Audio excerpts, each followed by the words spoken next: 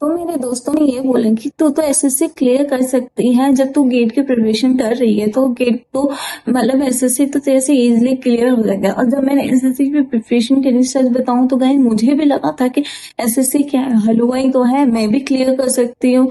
तो मैंने भी जब प्रिपरेशन स्टार्ट करी, मैंने भी हल्के में लिया, टू बी ऑनेस्ट मैंने भी हल्के में ले लिया, चल ठीक है एसएससी है ही क्या। तो जब मैं प्रिपरेशन करने स्टार्ट लगी तो मैंने जब सिलेबस देखा तो मुझे लगा कि सिलेबस टफ होता है, बट ऐसा नहीं होता गाइस। सिलेबस कभी टफ नहीं होता है, पर मैंने बहुत सारी ऐसी छोटी छोटी माइनर माइनर से मिस्टेक्स की थी ना उसमें। तो गाइस आज मैं वही शेयर करने वाली हूँ, ताकि जो अभी आपको जैसे पता है कि एसएससी अगर आने ही वाला है इस दिसंबर के फर्स्ट या सेकेंड वीक में। तो गाइस आप अगर ये वीडियो देख रहे हो तो गाइस प्लीज इन मिस्टेक्स को अवॉइड करना। अगर एसएससी के पेपर में अगर आप जा भी रहे हो तो वीडियो के एंड तक बने रहिए। तो मेरी पहली मिस्टेक ये थी कि मैंने बहुत सारी बुकें ले ली थी एसएससी के लिए। मुझे पता ही नहीं था कि यार प्रिपरेशन कैसे करनी है, कहाँ से करनी है, कुछ पता ही नहीं था। तो मैंने इस ऑथर की भी ले ली, उस ऑथर की भी ले ली, और मैंने जब बुक ले भी ली, लेकिन मैं बताऊं पहले दिन तो बहुत जो सोचा कि हाँ भैया आज तो हम 20-30 क्वेश्चन कर ही लेंगे। 20-30 तो मैंने मिनिमम बताया, 50, चल 50 क्वेश्चन कर लेंगे। देन नेक्स्ट डे क्या होता है कि भैया 20 होते हैं, फिर देन 10 होते हैं, चौथे दिन 5 होते हैं, फिर वो कम कम होकर फिर वो जो बुक होती है ना वो वहीं पे सजी रहती है। और फिर ऐसा लगता है कि यार होगा नहीं होगा, 6 लाख बच्चे हैं, पता नहीं क्लियर कर भी पाएंगे या नहीं कर पाएंगे, क्या ही रखा है, चलो कोई नहीं अगले साल प्रिपरेशन कर लेंगे, ऐसा हमारा माइंडसेट होता है। तो प्लीज मैं यही कहूंगी कि इतनी सारी बुकें मत लेना जब आपको उस बुक को खोलना ही नहीं है। प्लीज मेरी सजेशन यही होगी कि कृपया करके एक ही बुक ले। अगर आपको लेजिट निकालना है या फिर क्लियर करना है तो आप प्लीज एक ही बुक ले। दूसरी मेरी मिस्टेक ये थी कि मेरे को सिलेबस नहीं पता, तो भी ऑनेस्ट सिलेबस नहीं पता था। मैंने ऊपर ऊपर से पढ़ा था कि हाँ भाई सॉइल मैकेनिक्स है, जियो टेक्निक, सॉइल मैकेनिक्स है, फ्लूइड है और इन्वायरमेंटल है, बट उनके डीपर टॉपिक्स मैंने नहीं पढ़े। लाइक जैसे कि जियोटेक में आप मैं क्या देखती हूँ कि 2 टाइप्स के जियोटेक होती है, एक सॉइल होती है और एक फाउंडेशन होती है। तो मैंने सॉइल पढ़ी थी, फाउंडेशन पढ़ी ही नहीं थी।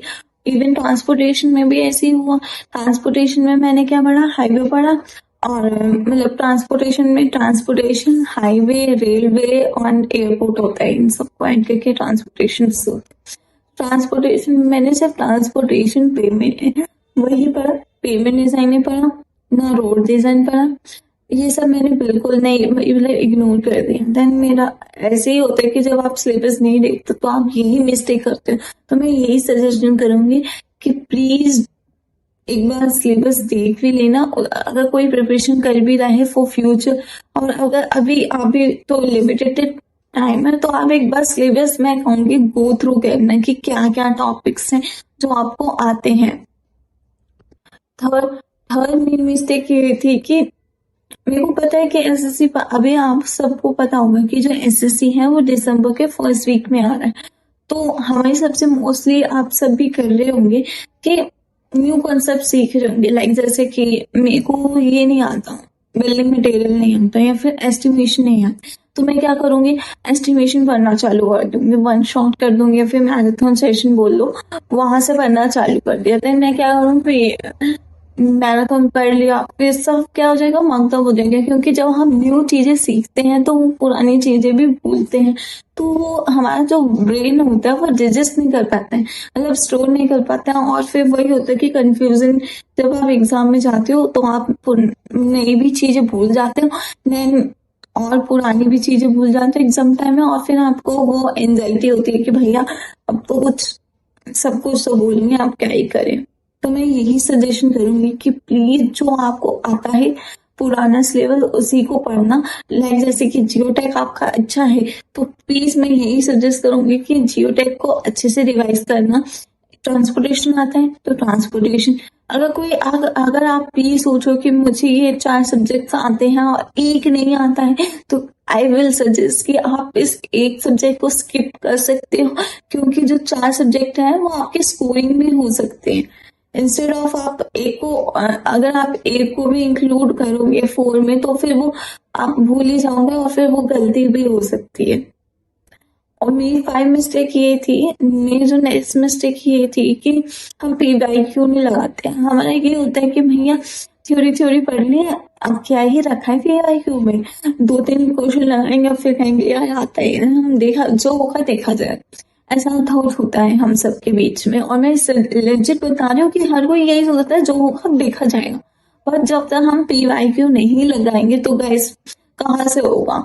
पी वाई क्यू लगाना is the most most most important. आपने अगर वन शॉट या फिर कहीं से भी मैराथन सेशन से या फिर एक परफेक्ट क्लासेस से आपने अगर पढ़ा भी है, तो अगर आप पी वाई क्यू नहीं लगा रहे हो तो ये आपकी बेवकूफी होगी। टू बी ऑनेस्ट, ये आपकी बेवकूफी होगी। क्यों? क्योंकि आपको नहीं पता कि एग्जाम तो आपको, मैं कह रही हूँ कि लेजिट कंपटीशन बढ़ रहा है। क्योंकि पहले टाइम में, तो मैं ऐसा नहीं कहूंगी, डिफेंड नहीं करूंगी कि ऐसा होता था पहले टाइम में, पर आज के टाइम में क्या होता है कि कंपटीशन बहुत ज्यादा आता है। तो आप देख भी रहे होंगे कि लेवल किस टाइप का बढ़ भी रहा है। तो होता क्या है कि एक बेसिक सी लाइन होती है, ठीक है, उसका आंसर आप सबको पता होता है कि हाँ इसका आंसर ये है, पर उस लाइन को रीमॉडिफाई कर देते हैं तो वो हमें समझ ही नहीं आता। आई एम रियली लाइक कि भाई कहाँ से आ गया ये क्वेश्चन, और फिर बाद में जब पता चलता है तो फिर भाई ये तो इसी लाइन का क्वेश्चन था, ये तो हमें आता था और हमने करा नहीं। क्यों नहीं करा? इसलिए नहीं करा क्योंकि हमने पी वाई क्यू नहीं लगाए थे। तो इसलिए guys, do P Y Q.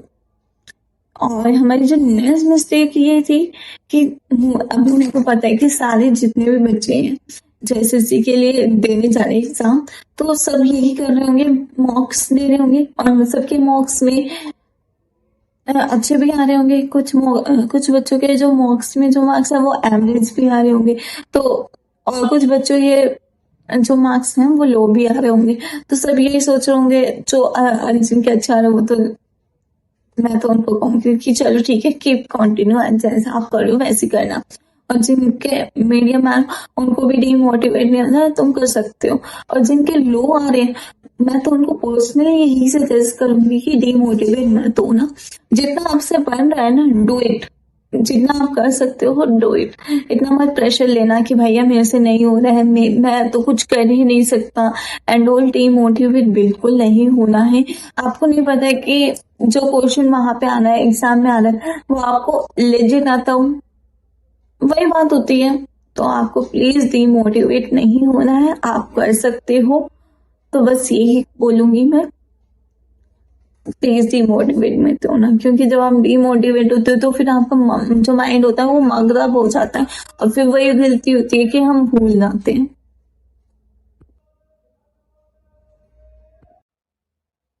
Last में मैं यही सजेस्ट करूंगी कि जो भी हम फ्रेंड सर्कल्स में घूमते हैं, लाइक जैसे कि हमारा पहला फ्रेंड क्या बोलते हैं, यार मेरा तो स्टील हो गया है, एस्टिमेशन हो गया, बस ये 2 सब्जेक्ट बच रहे हैं।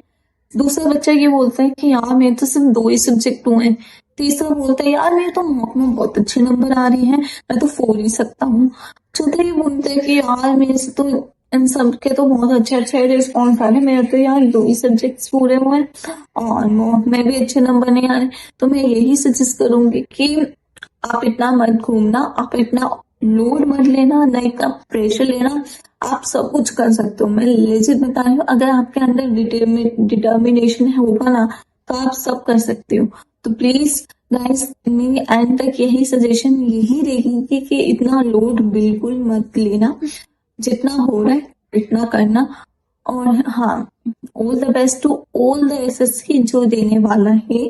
तो गाइस, अगर आप ये वीडियो देख रहे हो, तो अगर आपको थोड़ी सी भी अगर ये वीडियो मिस्टेक से लगता है कि हाँ आप ये मिस्टेक कर रहे हो, तो प्लीज इनको अवॉइड करना एंड फॉलो करना मत भूलना, फॉलो द रिमाइंडर्स।